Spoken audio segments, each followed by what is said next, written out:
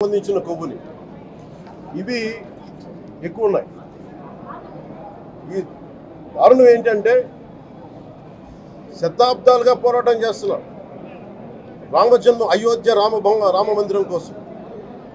దానికి కూడా వీళ్ళు 1,00,000 లక్ష లడ్లు ఇలా బీఫ్ తోటి, పిగ్ ఫ్యాట్ తోటి, ఫిష్ ఆయిల్ తోటి కలిపిన లడ్డు 1,00,000 లడ్లు కొన్ని దశాబ్దాలుగా శతాబ్దాలుగా అయోధ్య రామ మందిరం కావాలని చాలా ప్రతిష్టాత్మకంగా తీసుకుంటే దానికి కూడా తిరుపతి లడ్లు వెళ్ళి, టీటీడీ లడ్లు వెళ్ళి, ఇది దేశం అంతా దీన్ని కదిలిపోయింది. ఈ రోజున ఇలాంటి అపవిత్రం జరిగింది.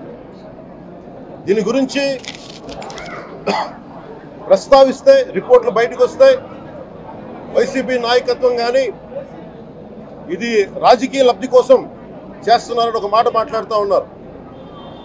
వైసీపీ నాయకులకి కానీ వారి మద్దతుదారులు కానీ నేను మనస్ఫూర్తిగా మీకు తెలియజేస్తున్నా, రామతీర్థం గొడవప్పుడు 219 గుడుల్ని మీరు అపవిత్రం చేసినప్పుడు మీ పాలనలో ఒక సగటు హిందువుగా నేను గొంతెత్తి పోరాటం చేయాలి అంటే రోడ్ల మీదకి ఆ రోజే వచ్చామని గుర్తుపెట్టుకోండి. ఆ రోజు కూడా రామతీర్థం రాముల వారి విగ్రహాన్ని మీరు నరికేసి అర్చకులు చేతిలో పట్టుకున్నప్పుడు చాలా బాగుంది. కానీ ఆ రోజు కూడా దాన్ని రాజకీయ పరంగా మేము తీసుకెళ్ళా.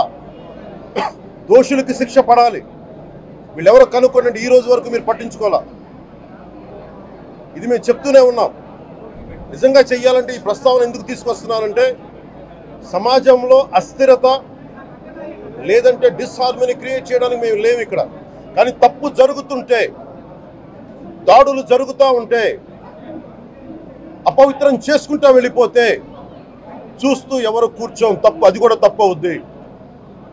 ఫండమెంటల్ కాన్స్టిట్యూషనల్ ఫండమెంటల్ ఇది. ప్రతి వ్యక్తికి వారి ధర్మాన్ని ఆచరించే హక్కు ఉంది. ఎవరన్నా వచ్చి ఆ ధర్మాన్ని పాడు చేసే హక్కు ఎవరికీ లేదు.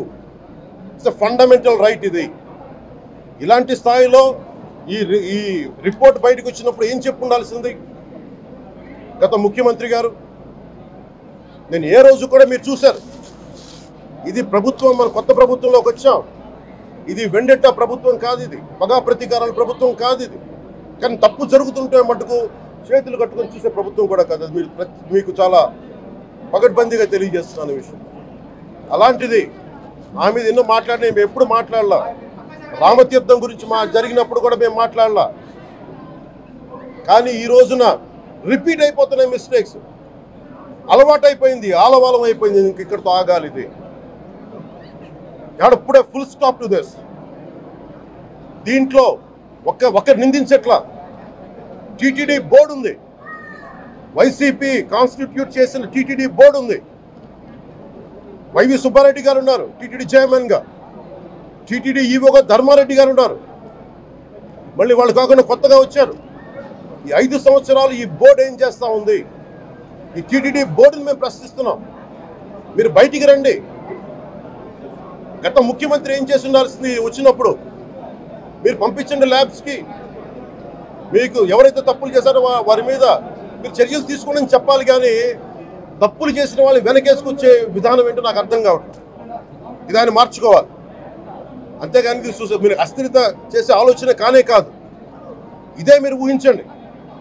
ఇంకా ఏ ధర్మం మీదైనా సరే ఇలాంటి అపవిత్రం ఒక చర్చి మీద జరిగినా, ఒక మస్జిద్ మీద జరిగినా దేశం అల్లకల్లోలం చేసేస్తారు. ప్రపంచం అంతా మాట్లాడతారు, గ్లోబల్ న్యూస్ అయిపోద్ది. కానీ దేశంలో కోట్లాది మంది హిందువులు అపవిత్రమైతే, ఈ ప్రసాదం అపవిత్రమైతే ఒక్కరు కూడా మాట్లాడకూడదు. ఇది సెక్యులర్ వ్యవస్థకు విఘాతం అంటే హిందువులకి మనోభావాలు ఉండవా? ఇది ఒక్కరు నిందించట్లా. అసలు మీరు ప్రస్తావన చేయకూడదు, ఇది తప్పు, ఇది మాట్లాడకూడదంటే ఎట్లా? ఇదే వేరే మతానికి మీరు అన్వయిస్తారా? నేను అన్ని మతాలని సమానంగా గౌరవించేవాడిని, ఇస్లాంని గౌరవించేవాడిని, క్రిస్టియానిటీని గౌరవించేవాళ్ళం మేమందరం. సనాతన ధర్మం అని మొత్తుకుంటున్నాం. దేనికి సనాతన ధర్మం అంటే? సనాతన ధర్మానికి ఒకరు ప్రారంభించింది కాదు. ఇది ఒక వ్యక్తో, ఒక కూర్చోబెట్టి ఒకరు స్టార్ట్ చేసింది కాదు ఇది. కొన్ని వేలాది సంవత్సరాలుగా అన్ని మతాలని అన్ని విశ్వాసాలని అలింగనం చేసుకున్న నేల ఇది. అలాంటి విశ్వాసాలకి దగ్గర తీసుకున్న ఈ నేల మీద ఇలాంటి అపవిత్రం జరిగితే, రిపీటెడ్గా జరిగితే, ఒకసారి కాదు 2 సార్లు కాదు, రిపీటెడ్గా జరిగితే ఇప్పుడు కూడా మాట్లాడకూడదంటే అది తప్పు చేసిన వాళ్ళం అవుతాం. మేము దోషులకి శిక్ష పడాలి. ఫుడ్ అడల్టరేషన్ ఇది మేము కాదంటలా. టీటీడీ బోర్డు అప్పుడు టీటీడీ బోర్డు బాధ్యత తీసుకోవాలి. పొలిటికల్గా వచ్చి అలంకారప్రాయంగా ఒక్కొక్కళ్ళు వచ్చేసి దర్శనాలకి టికెట్లు ఇవ్వడానికి మీరు బోర్డు మెంబర్స్ అవ్వలేదు. మీరు ఎవరు చైర్మన్ కానీ ఈవో కానీ. మీరు అక్కడ ధర్మాన్ని పరిరక్షించాలి. మీరు అక్కడ మీ ఇష్టాలకి మీరు కూర్చోబెట్టి మీ ఇష్టాలకి కాంట్రాక్ట్లు ఇచ్చుకోవడానికి మీరు టీటీడీ బోర్డుకి మీరు వెళ్ళలేదు. మీరందరూ మీ అందరికీ బాధ్యత ఉంది. మీరు నిర్ణయించుకోవాలి. ఎవరికి కోపాలు రావు, ఎవరికి వేదన రాదు, ఎవరికి బాధలు రావంటే కుదరదు. వస్తాయి బాధలు, వేదన ఉంది, మాట్లాడతాం. మర్చిపోకండి ఎవరు. గత ముఖ్యమంత్రి గారు కూడా నేను చేస్తా ఉన్నాను, జగన్మోహన్ రెడ్డి గారికి కూడా. ఇదే చర్చికి జరిగితే మీరు ఊరుకుంటారా?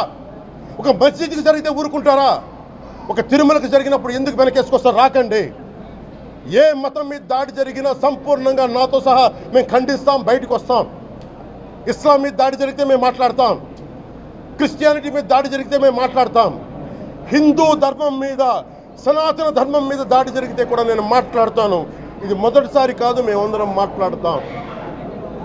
ఇది ప్రాథమిక హక్కు. ఇది పరస్పర విశ్వాసాలను గౌరవించుకోవడం చాలా చాలా అవసరం. ఇది అందరికీ తెలియజేస్తున్నాను. ఇది దోషులకి కఠిన శిక్ష పడాలి.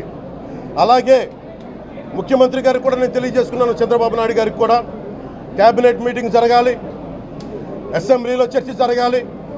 అసలు టీటీడీ ట్రస్ట్లో ఎన్ని అవకతవకలు జరిగినాయి దీని మీద కూలంకషంగా దీని మీద చర్చలు జరగాలి. అలాగే నిన్న అందరూ మీడియా పెద్దలు కూడా అడుగుతూ ఉన్నారు, అధిపతులు, పత్రికాధిపతులు కూడా అడుగుతూ ఉన్నారు, మీడియా వారు కూడా అడుగుతున్నారు దీన్ని సిబిఐకి తీసుకెళ్లాలా లేదా అనేది. అది గౌరవ ముఖ్యమంత్రిగా నిర్ణయం తీసుకోమని. మీరు ఏ నిర్ణయం తీసుకున్నా క్యాబినెట్ మీ వెనకాల ఉంటుంది, ప్రజలు మీ వెనకే ఉంటారు. ఇది ఇక్కడితో ఆగాలని మనస్ఫూర్తిగా నేను కోరుకుంటున్నాను. అలాగే 40 సంవత్సరాలుగా కర్ణాటకలోని గీ కంపెనీకి ఇస్తూ ఉన్నారు. 15,000 కేజీలు అవసరం అవుతుంది నెయ్యి, మనకి స్వచ్ఛమైన నెయ్యి. అలాంటిది వీళ్ళు 1000 రూపాయలు కొన్నదాన్ని వీళ్ళు 360 రూపాయలకే వస్తుందని చెప్పి ఎవరో మిడిల్ మ్యాన్ వచ్చి చెప్పారు. ఆ మిడిల్ మ్యాన్ ఎవరు? దీని మీద సంతకం పెట్టింది ఎవరు? మీరు 1,00,000 లడ్డూలు మీరు అయోధ్యగా పంపించినప్పుడు మాట్లాడింది ఎవరు? చెక్ చేశారా? క్వాలిటీ చెక్ చేశారా? కోట్లాది మంది భగవంతుణ్ణి విశ్వాసం ప్రకటించే ప్రతి ఒక్కరి ఈ రోజున బాధకు గురయ్యారు. నాకు నిజంగా ఇంకో వేదన కూడా ఉంది. ఇది ఇంకొకరు నిందించట్లా. తిరుమలలో ఉండే ఇంతమంది సేవ చేసుకునే వ్యక్తులు కానీ మీరందరూ హిందువులే కదా. మీరందరూ టీటీలో ఉండే వందలాది మంది ఎంప్లాయీలు, మీకు ఉద్యోగులు, వేలాది మంది ఉద్యోగులు, మీరందరూ ఏం చేస్తున్నారు? మీరు హిందువులు కాదా? మీరు స్వామివారికి అపవిత్రం జరుగుతూ ఉంటే మీరు కల్తీ నేచర్ మీకు తెలిసి కూడా మీరు ఎందుకు కాముకున్నారు?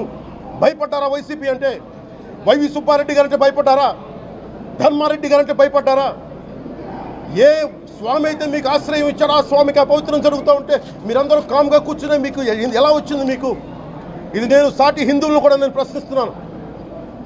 మీరు కూడా తప్పు చేశారు దీంట్లో. ఇది ముందుగా ప్రతి హిందువు గౌరవించాల్సింది. దీన్ని మీ మతాన్ని మీరు గౌరవించుకోండి ఫస్ట్. ప్రతి హిందువు నేర్చుకోవాలి. ఇది ప్రతి హిందువు ఆత్మపరిశీలన చేసుకోవాలి. మీరు బయటికి రావాలి.